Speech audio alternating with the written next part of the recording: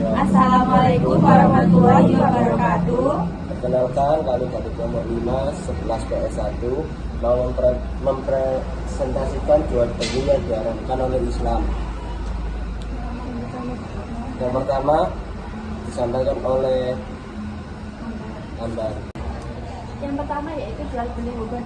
Jual beli huben penipuan atau kecurangan, merupakan penipuan barang yang dilakukan oleh pembeli atau penjual yang merupakan kebiasaan penipuan. Jual beli semacam ini dapat dilakukan dengan kata-kata atau tindakan, termasuk menyembunyikan kabar pada barang dagangan, meletakkan hal-hal baik di atas dan hal-hal buruk di bawah.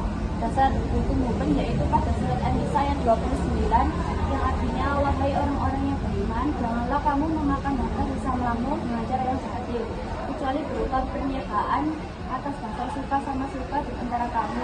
Dan janganlah kamu membunuh dirimu, sesungguhnya Allah adalah Maha Penyayang kepadamu. Selanjutnya yaitu contoh hukum di masyarakat saat ini, seperti penjualan online memberikan promosi palsu, seperti menaikkan harga barang terlebih dahulu sebelum memberikan diskon besar-besaran. Misalnya harga asli barang 100.000 dinaikkan menjadi 200.000, lalu diberi diskon 50% sehingga kembali ke harga awal 100.000. Yang kedua akan dibacakan oleh Ibu. Yang berikutnya yaitu ihtikar.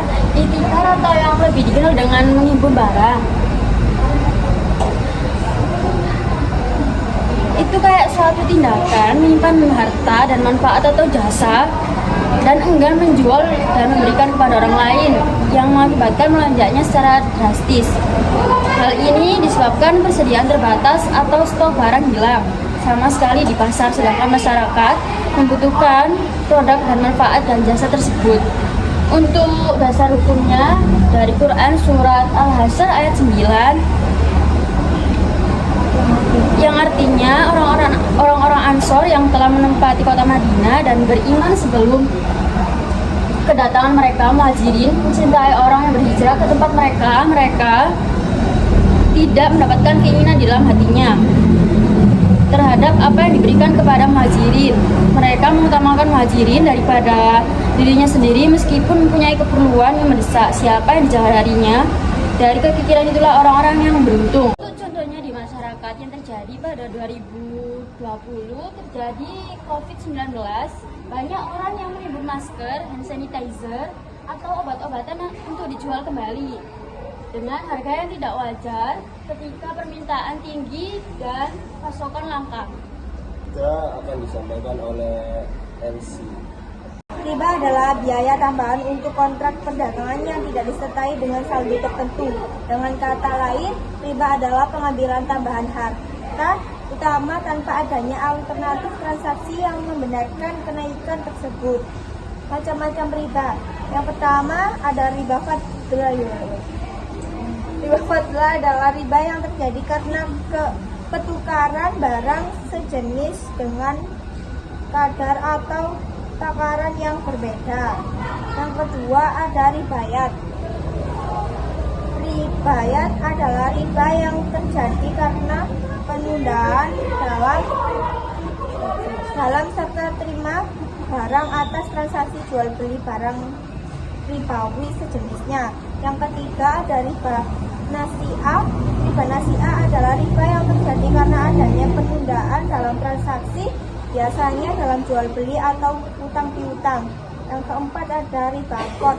Riba qard adalah riba yang terjadi dalam utang piutang, yaitu tambahan yang disyaratkan oleh pemberi pinjaman kepada peminjam.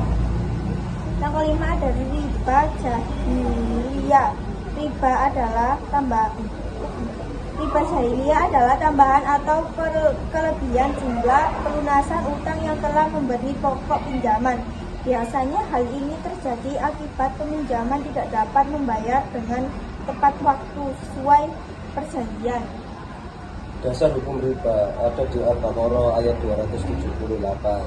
Artinya, wahai orang-orang yang beriman, bertakwalah kepada Allah dan tinggalkanlah sisa riba yang berikut jika kamu orang-orang mukmin. Contoh di masyarakat dan saat ini sangat ini adalah yang pertama ada pay later. Pay later mengapa bisa dikatakan riba? Yang pertama karena paylater membebankan bunga dan denda yang sangat tinggi kepada pengguna. Yang kedua, paylater termasuk jenis riba yang diharamkan. Yang ketiga, paylater tidak sesuai dengan akad khor atau pinjaman dana tanpa imbalan yang diperbolehkan oleh Islam. Yang keempat, paylater menarik keuntungan dari pengguna. Contoh yang kedua ada diskon dan cashback yang berpotensi riba. Kita memiliki underwriting berupa barang atau jasa, sehingga ketika diperjualbelikan sama saja kita membeli uang dan pertukaran uang sejenis berlebihan adalah riba fad. Contoh yang ketiga, sebagian orang ada yang mengatakan uang digital itu riba seperti UFO, GoPay, atau Dana karena beberapa alasan. Yang pertama karena bunga paylater atau cicilan. Yang kedua cashback. Yang ketiga biaya transfer. Jika tanpa jasa nyata bisa dianggap riba nasi'ah. Namun jika hanya digunakan untuk transaksi biasa tanpa bunga atau penundaan maka tidak termasuk riba. Sekian dari presentasi kami undur diri. Wassalamualaikum warahmatullahi wabarakatuh.